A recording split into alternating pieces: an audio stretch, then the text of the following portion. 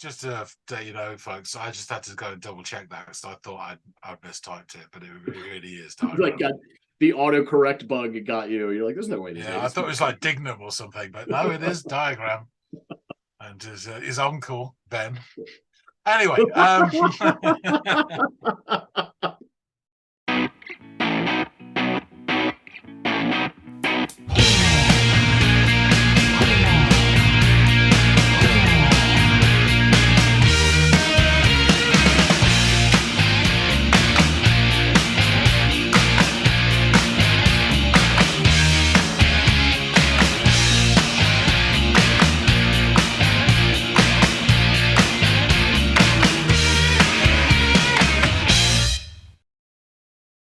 Hey, everybody, welcome back to another episode of the Audiophiles. You know what it is. John and I get together and we chop up a tune. One of us has offered for the day.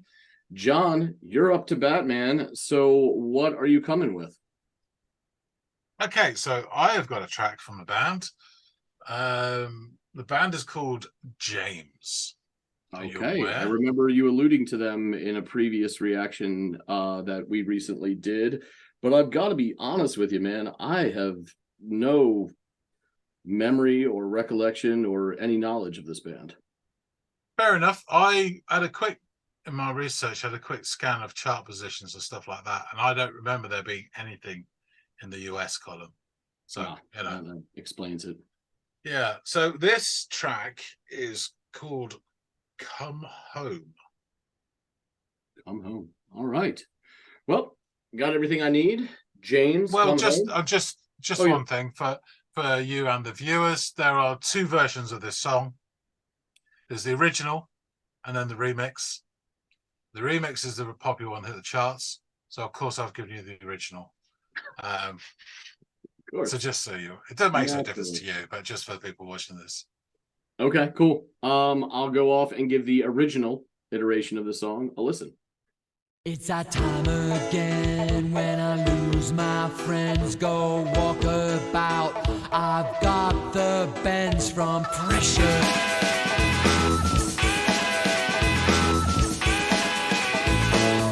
I've been pulled apart and my swollen heart has flipped out of the pan into the fire.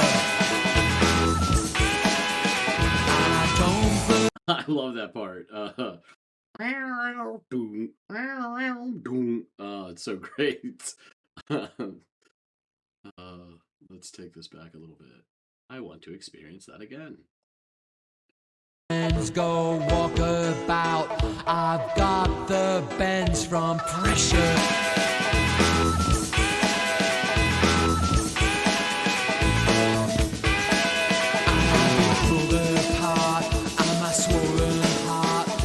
Flipped out of the pan into the fire. I don't believe you're all I'll ever need, and I need to feel that you're not holding me. But the way I feel just makes me wanna scream.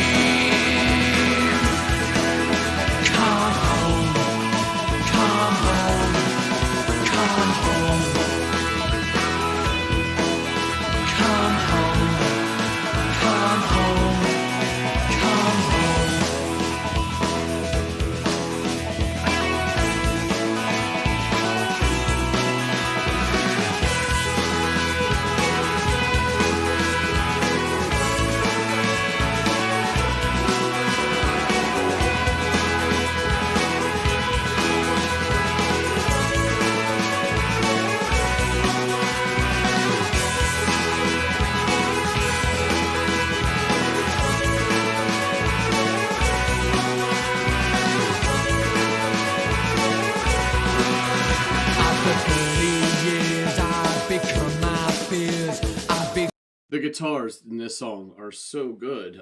There's a lot happening. It's a bit frenetic at points, but oh my goodness, the guitars sound great in this. don't know if I'm 100% sold on the vocal delivery. I love his energy, but not quite sold on that yet.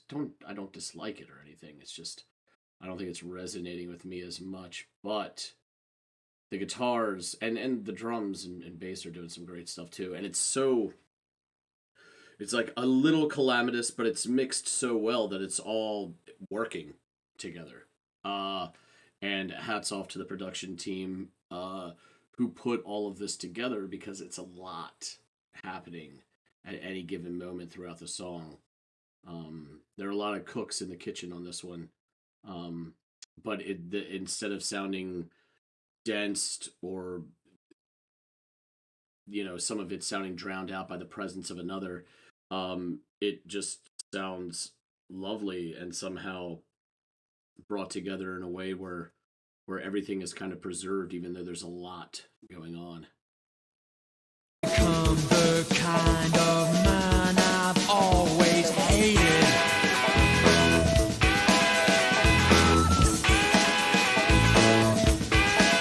I am insane with a sense of shame that I threw stones at the condemned, and now I'm slaying.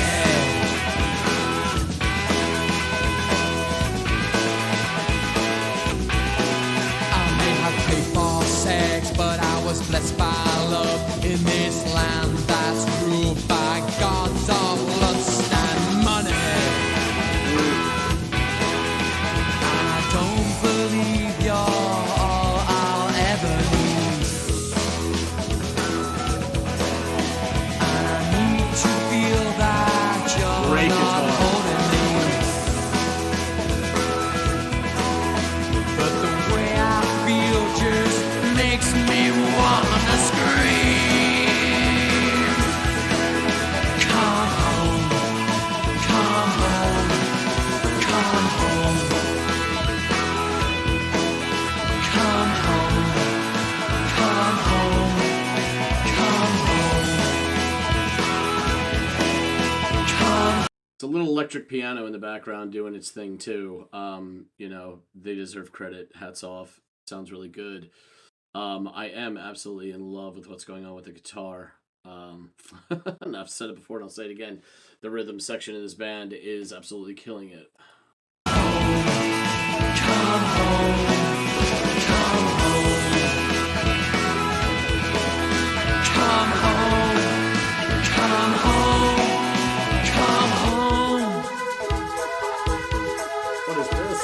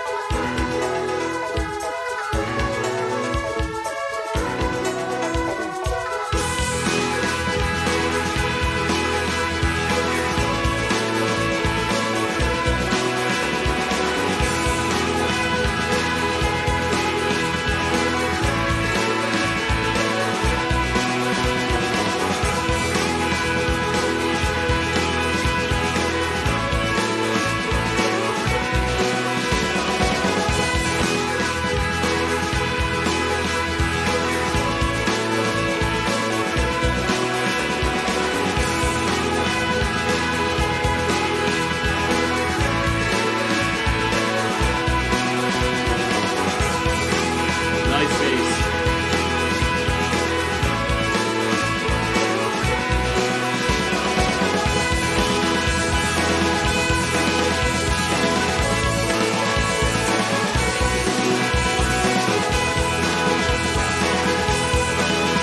Come home, come home, come home.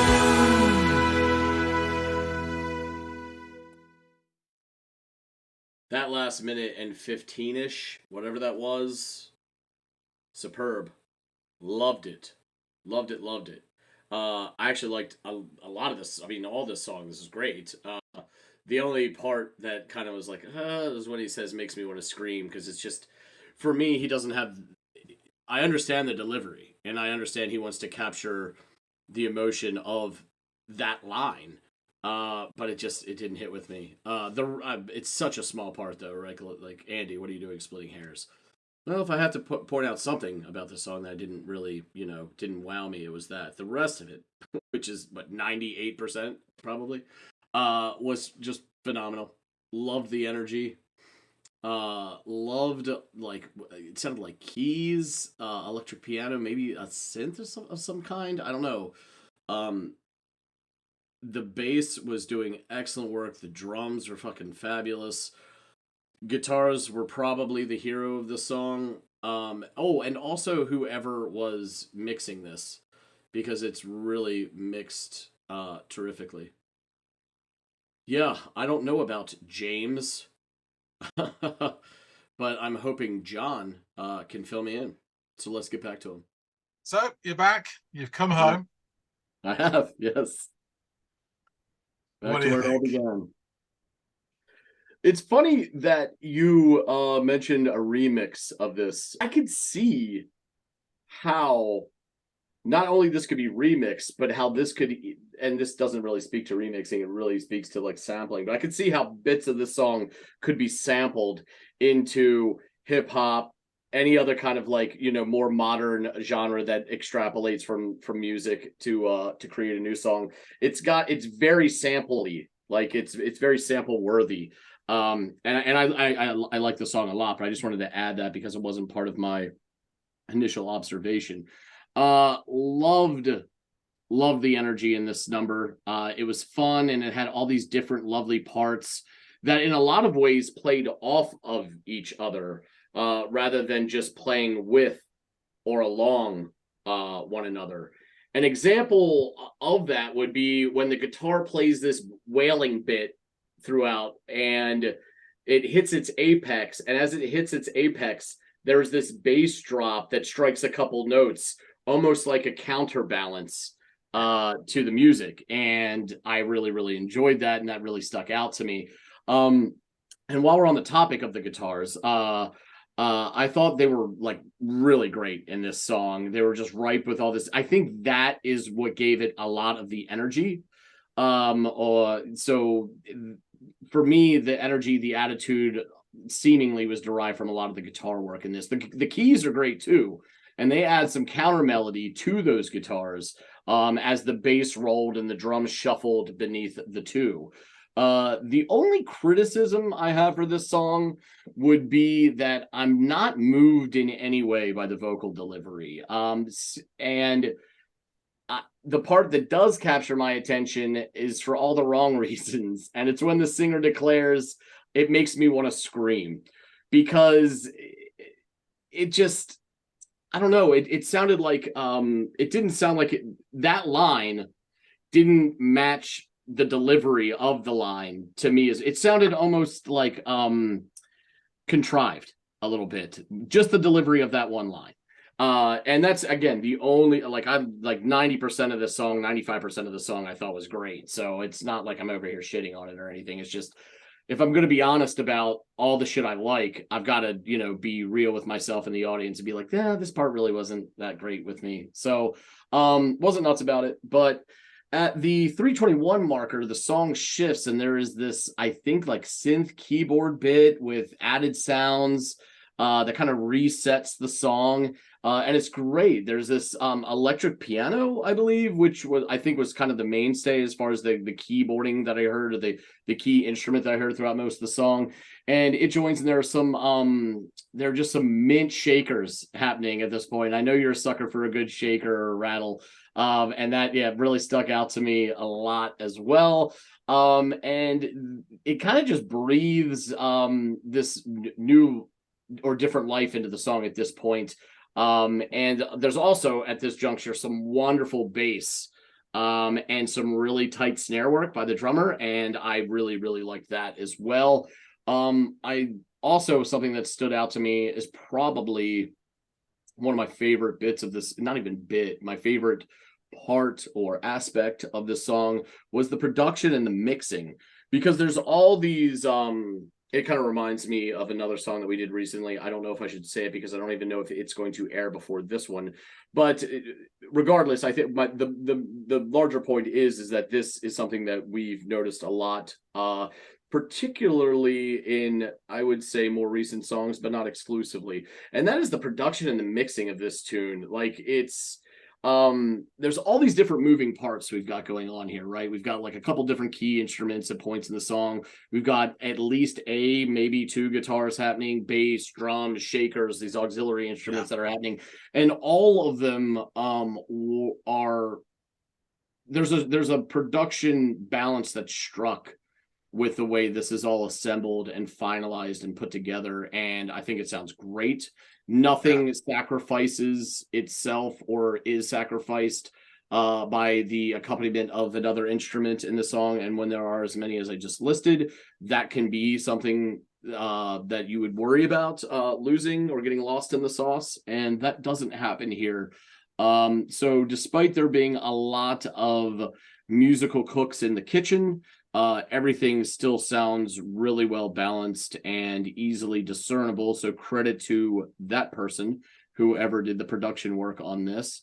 And aside from the refrain where he calls for the subject of the song to come home and the bit about wanting to scream, I didn't really catch much lyrically, and we'll need a hand, but I really, really liked the song. I'm curious if this is an individual named James, if there's even if it's a band, if there's even a person in the band named James, what the hell that comes from, and obviously, the filling in the gaps of the lyrical content that I clearly missed. Okay, well, stay tuned. All your questions will be answered. Hey, all right. But keep you hanging around. So, full disclosure, I'm not a massive fan of James. I know there's a lot of people that are. I'm not. I think they're all right. I don't dislike them, but I won't get out of my way. There's about 3-4 songs of theirs that, and I'm not over familiar with the later output either. So, but this song I've always liked. So just about the band. They're formed in Manchester in 1982, and they're active from 82 to 2001.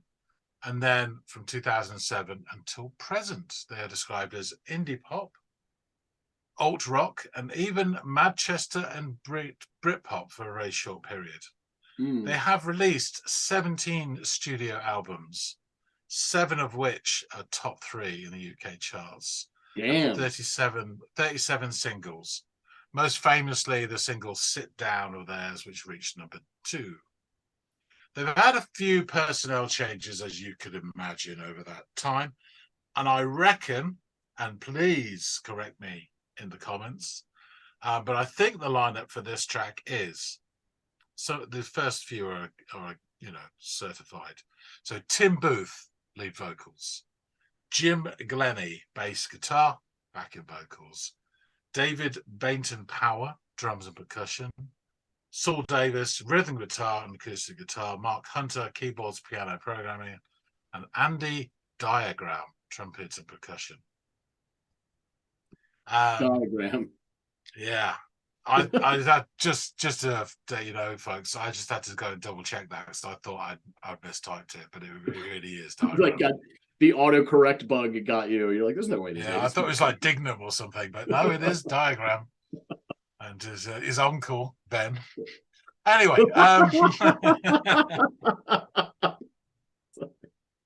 That's a good one. I mean, you would, wouldn't you? If you had a kid and your surname's Diagram, it's gotta be. So James, the band, started when Paul Gilbertson persuaded his friend Jim Glennie to buy a bass guitar and form a band with him. Their lineup solidified when Gavin Whelan joined on drums. They played a string of gigs under the names Venereal and the Diseases and Volume Distortion before settling on this is 82, come on, before settling on the name of Model Team International, and then they shortened it to Model Team, and they supported the Fall and had a gig at Manchester Polytechnic. The lineup changed rapidly with people coming and going around these three, until the band encountered Tim Booth at a student disco. He joined as a dancer and then was promoted to vocalist. In August 82, after a brief period under the name Tribal Outlook, the band renamed themselves James after the bass player, Jim Glennie. As Glennie later said, "No one ever calls me James, so I don't associate that with my name in that respect. We couldn't use Tim because he's the singer, and that would be weird. Our drummer was called Gavin, and we thought that sounded too heavy metal. And the other one was Paul, so it was either James or Paul, so we went with James. It didn't seem like a big deal at the time. We thought, cool, let's call the band James." They released an EP with Factory Records, and they supported the Smiths on their Meet His Murder tour. So although they were being touted as the next big thing, several issues sort of slowed their progress. So Gilbertson's drug problems meant the band had to kick him out. And also Tim Booth and Jim Glennie had joined a sect called Lifewave, which imposed many restrictions on their lifestyle and threatened the band's stability. Just a little bit about this, I did some research. Lifewave was a quasi-religious sect, otherwise spelled C-U-L-T, and was based mostly around Hinduism, preaching a restrictive lifestyle, no drugs, alcohol, cigarettes, or extramarital relationships, etc., and meditation on a thing called light and sound. The teachings were mainly from the head guru, John Yar. The idea was to achieve enlightenment with a capital E. It's amazing how much you can dupe people by putting in the odd occasional capital letter to any sort of normal word, and then it becomes an idea or an ambition. It is. Anyway, he was found power of the capital letter. Yeah. Oh, power with a capital P. Yeah. So anyway, John Yar, the head guru, was found to be diddling at least 9 female adepts and a possible further 24 members. What he did was, whenever anyone became, apparently, especially for the 9 adepts who were in the sort of inner circle, he kept inferring that he wanted to marry them and they would be his wife, and he did that for each one of them. And as things started then to break down, he basically turned on each one and discredited them and made, called them liars and undermined them, and 4 or 5 left because of it and had mental health issues and all sorts of things. So when it finally all broke, the group was fractured and other claims arose, amongst them children, as in fiddly diddly. I should point out at this point that these are unsubstantiated claims. It never went any further, and I don't want to besmirch the character of a narcissistic cult leader without any further evidence. However, the sect then dissolved in 1987. So there you go. Thanks for covering our ass legally there with your your disclaimer. I mean, it's clearly a dodgy fucker anyway. But yeah, so they released some singles on Rough Trade Records to pretty good sort of indie success in terms of indie charts. And then as they were doing their sort of, I think it's their 3rd album, Goldmother, the Rough Trade admitted they could only distribute like 20 or 30,000 and their copies, and their ambition was much higher. So they bought out the rights and they signed to Fontana. Sit Down and Come Home were both initially released, through Rough Trade, and they were re-released to mainstream success just as the Manchester scene had spread across the nation, and they were lumped in with that sound. The album Godmother reached number 2 in the UK charts, so they're probably wise to do that. This copy here is a re-release of Come Home, so it was released a year later after the initial release, and it was remixed by Flood. The original version reached number 84 in the charts, and the re-release reached number 32. But as I said, Sit Down reached number 2, and that's really given their big hit. And that's where they sold thousands of t-shirts. The re-release is the one I was familiar with at first. I wasn't familiar with the original one, and it does hook you in. But I know some people won't even tell the difference, but for me, they've slid down the guitars on the re-release and upped up the piano to give it more to that baggy, almost housey sound. And that quite interesting sort of synthy do do do do do do sort of goes into a bit of a noodle halfway, as you pointed out, that lovely bit. That's pretty much cut down, and it's all sort of dropped in, and some nice drum work, and it's a bit more of a baggy, dancey type feel to it, and there's nothing wrong with it, but I just really like the guitars more in this original one, and I thought you'd probably more chance of you liking it as well. Yeah, it sounds like you picked the right one for me anyway. Yeah. So following a string full of albums with pretty good success, quite a lot of number 2s and number 3s in the charts, and some sort of 9s and 11s and 7s, Tim Booth left the band in 2002 to work on some personal projects. I will say this, I didn't do the research into this, but I do know that he has struggled over the years with both his mental health and with his sort of his faith, in terms of the context of being in a popular music group.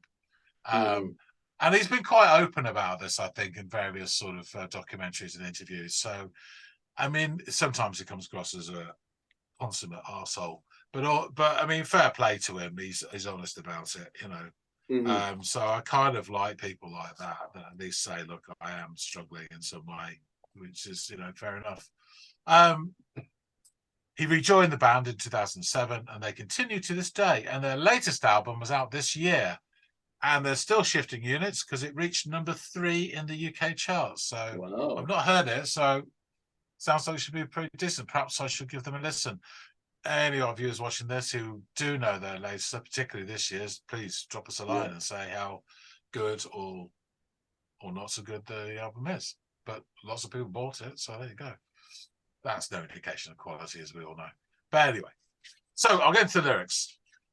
And they've been slightly changed again for the re-release, just here and there, a little bit. Okay. So it's that time again when I lose my friends. Go walk about, I've got the bends from pressure.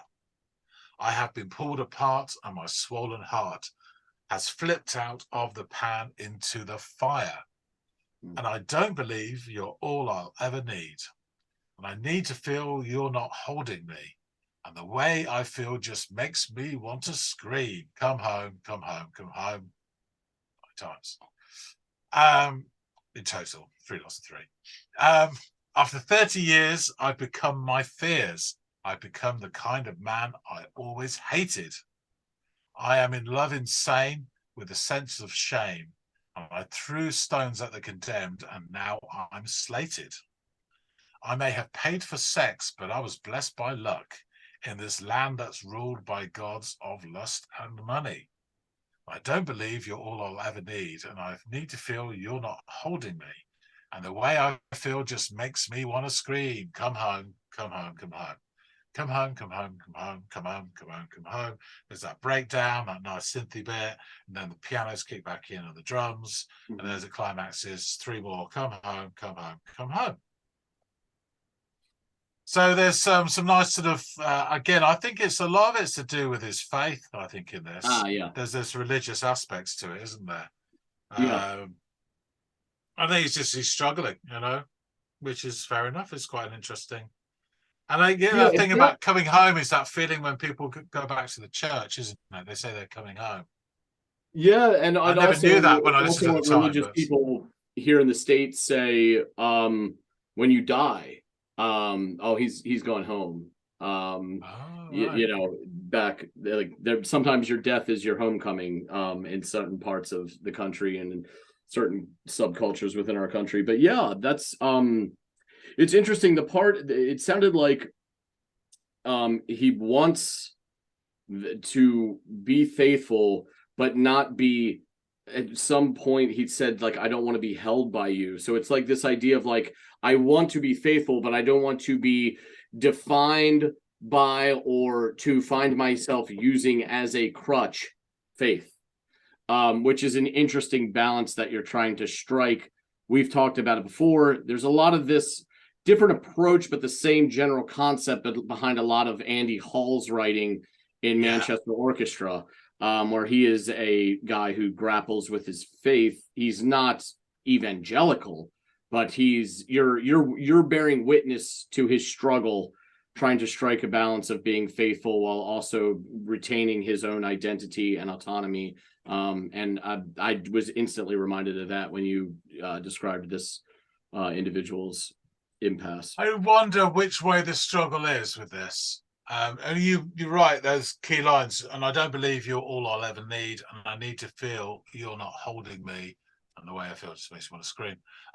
I'm wondering if he's talking about what he's aspiring to, success, fame, and he doesn't want to believe that's all he needs, and then it's the come home bit is what rescues him, or it's the other way around.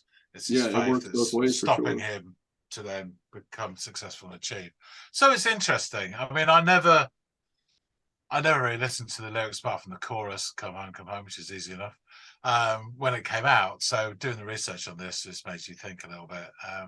But yeah, it's got a biblical tone to it or feel to it in a way, hasn't it? Of someone Yeah. struggling, which is interesting. But yeah, cool. Excellent. All right. Well, I shall wrap things up. Yeah, And thanks say for thanks offering for it up, listening to this. Mhm. Folks out there, tell us what you think. Do you prefer this original version with the accident guitars, or do you like the remix? Think carefully before answering. Just want to comment to tell us what you think. If you like the song, please hit the like button. Any other James? I know they like the singles by James, but I'm not aware of album tracks, stuff like that. So anything like Born of Frustration is another one I always really liked. Sit Down got on my nerves. It's a real student anthem, and I think because it was around so much, it just got on my nerves. I think it's probably a decent song, but so yeah, any other tracks by James, so please recommend. We'd love to hear from you. If you haven't subscribed already, well, please do. Free James t-shirt to everyone who subscribes. Probably. I'll leave that.